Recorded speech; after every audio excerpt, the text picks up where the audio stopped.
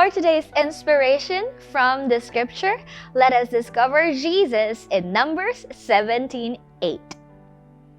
The next day, Moses entered the tent of the testimony and saw that Aaron's staff representing the house of Levi had sprouted and put forth buds, blossomed, and produced almonds.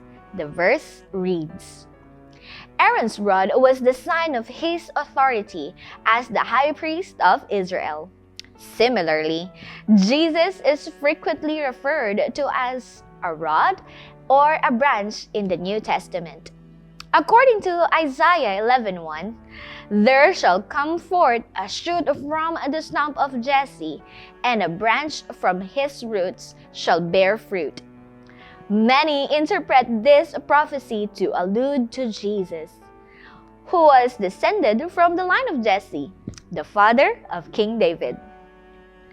And much as Aaron's rod represented God's might and authority, Jesus is regarded as the highest manifestation of God's power and authority. According to Revelation 1:8, I am the Alpha and the Omega, who is and who was and who is to come, the Almighty. This verse demonstrates that Jesus is not only the beginning and the end of all things, but also the Almighty, the ultimate source of power and authority. The fact that only Aaron's rod produced buds and almonds proved that God had appointed him as the high priest.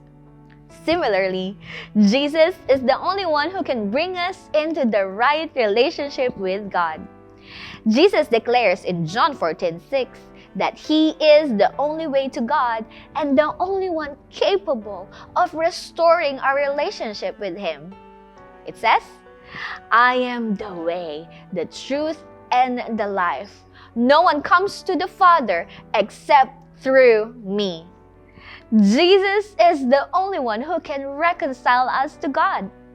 Just as Aaron's rod was the only one who bare buds and almonds, demonstrating God's choice of him. The comparison between Aaron's rod and Jesus as the ultimate high priest highlights the continuity between the Old and New Testaments and the fulfillment of God's promises through Jesus. Blessed be Jesus, the rod and the staff that comforts us.